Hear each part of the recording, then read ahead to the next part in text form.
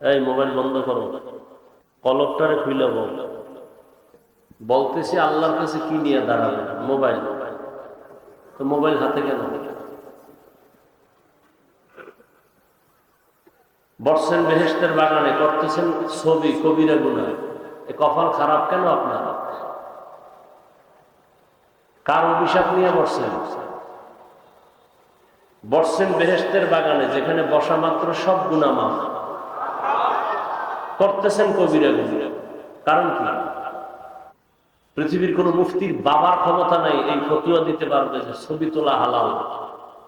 সরকার যদি বলে এই কাজে করো, এটা হালাল, জায়েজ, এটা উত্তম না, জায়েজ, না করলে ভালো।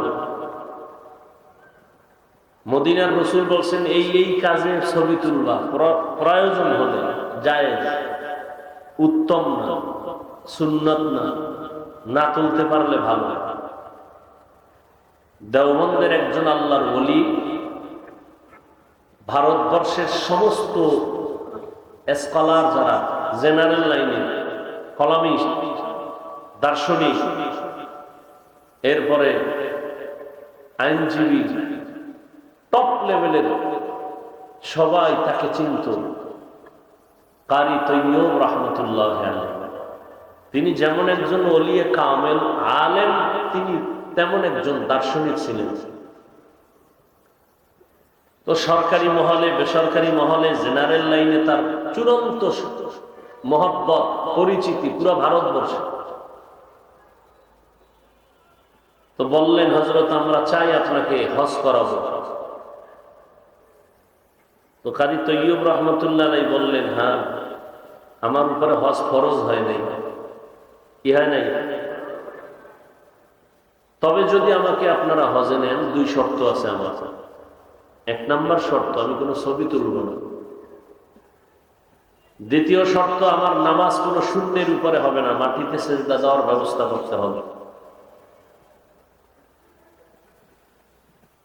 এটা কেমনে সম্ভব? বিমানের শিডিউল কয়টায় কি? নামাজের রক্ত বিমানে হলে তো পড়তে হবে, কি করা?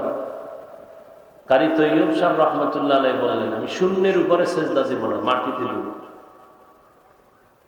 বলে এটা সম্ভব না। বলে আমার হজও দরকার নেই। জান, শেষ পর্যন্ত কোন এক সময় ঠিকই তার শর্ত মাইনা স্পেশাল বিমানের শিডিউল ফজরের নামাজের পরে করে এমন ভাবে করছে যে জহুর গিয়া মক্কায় পড়তে পারবে। ছবিও লাগে না, কারণ পরিচিত মানুষ। কিসের ছবি?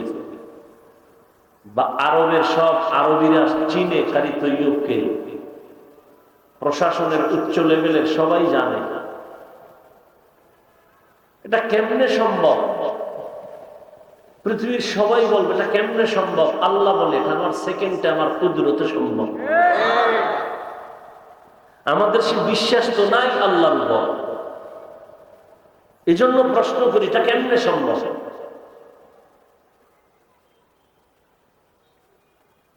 দীর্ঘ বছর পর্যন্ত একটা নদী শুকায় গেছে, পানি নেই, বহু বছর। একজন আল্লাহর ওলির কাছে আসলেন লোকেরা, হযরত নদীর মধ্যে পানি নেই, কি করার? উনি একটা চিঠি লিখলেন। চিঠি লিখে বললেন, যাও এই চিঠিটা নদীর মধ্যে ফেলে দিন। কি লেখছেন সে জানেন আর আল্লাহ জানেন। চিঠি লিখে যখন নদীর মধ্যে নিয়ে লোকেরা ফালায় দিছে, পানির জোয়ার শুরু হয়ে গেছে। আপনি সুবহানাল্লাহ বলেন, নাউজুবিল্লাহ বললে ওনার অভাব নাই। বলে এটা কেমনে সম্ভব? শুকনা নদী, বহু বছর পানি নেই, একজন আল্লাহওয়ালা ব্যক্তি চিঠি লিখে দিছে, নদীর মধ্যে ফেলছে, পানির জোয়ার। এটা কি গাঞ্জাখুরি কথা? এটা কেমনে সম্ভব? পৃথিবীর কোন বিবেক এটাকে সমর্থন করতে পারে না। এটা কিভাবে সম্ভব? আল্লাহ বলেন আমার কুদরতে সম্ভব। এটাকে বলে অলৌকিক পাওয়ার। এই পাওয়ারের নাম কোরআনের ভাষায় ফুরকান, এই পাওয়ারের নাম হাদিসের ভাষায় ফেরাসাত। এখন নাউজুবিল্লাহর পার্টি বলবে এই কাম ঘটাইছে কে? কোন ওলি? যদি কেউ বইলা ফেলায় খানজাহান সাহ আপনাকে বাঘের আনে, তো বলবে দলিল ছাড়া কাফের। আর যদি কইতে পারে যে সরমনের কোন ওলি, তো বলবে ট্রিপল কাফের। দেওবন্দের কোন ওলি, বলবে যে সিঙ্গেল কাফের।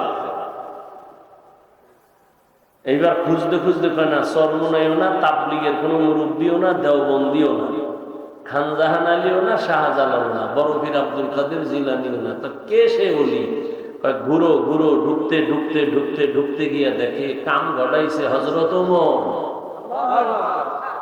এবার নাউজুবিল্লাহর পার্টি কাফের। আমাকে জুতাও রেডি, বল কাফের, বদমাস। সাহাবাদের বিরুদ্ধে যারা সমালোচনা করে এরা নিকৃষ্ট বেয়াদব। এদের মতো বেয়াদব পৃথিবীতে আর কেউ হতে পারে না।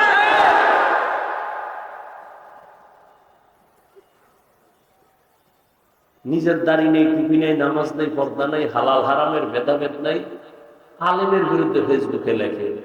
অভিশপ্ত শয়তান। শয়তান কয় দল? 3 দল। কয় দল?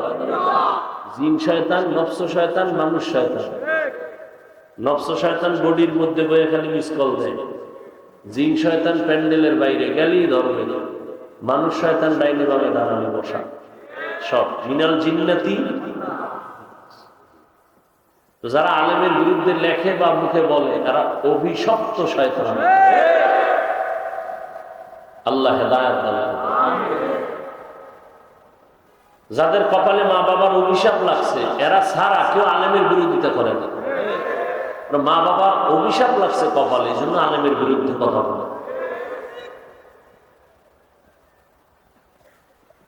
খোসা একটা লাগছে কোন জায়গা দিয়া? এর দূর আইলাম কেন? বয়ান বাদ দিয়া মোবাইল, গজবের এই মোবাইল।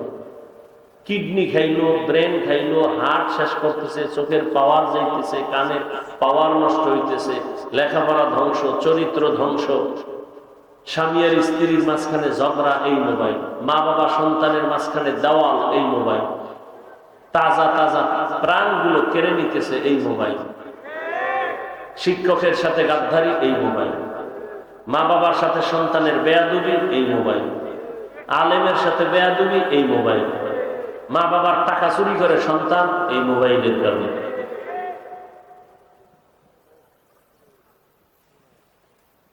চব্বিশটা ঘন্টা মোবাইল নিয়ে মরে। আল্লাহ নিয়ে আসছে বেহেশতের বাগানে, এখানেও মোবাইলটা ধরা লাগলো।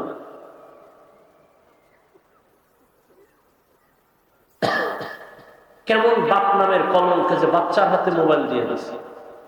সে নিজেকে গর্ব মনে করতেছে, বড় মনে করতেছে। ছেলের হাতে মোবাইল দিয়া, বাচ্চার হাতে মোবাইল দিয়া।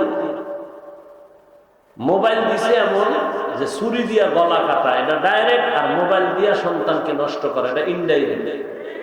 এটা বাপ নামের কলঙ্ক, নির্লজ্জ বেহায়া।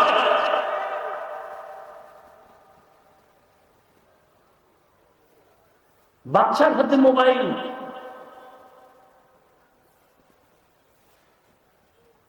ছেলেও আরাম করে রুমের মধ্যে সারা রাত মোবাইল সামনে লয়ে কবিরা গুনা, কবিরা গুনা, কবিরা গুনা। আল্লাহ হেদায়েত দান করুন। ক্ষুধা লাগছে আপনাদের? এটা কইলেন মিছে কথা।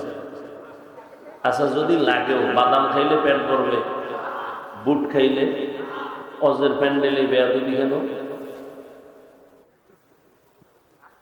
একটা পান খাইতে হইবে, একটু চা খাইতে হইবে কেন?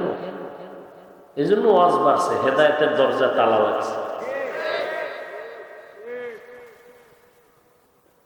আমরা তো এমন মুরব্বী আল্লাহওয়ালাদের থাপ্পড় খাইয়ে এখানে বসছি যে বয়ান চলতো আর মানুষ খইর মতো ফুটতো, কানতে কানতে বেকার হয়ে যেত।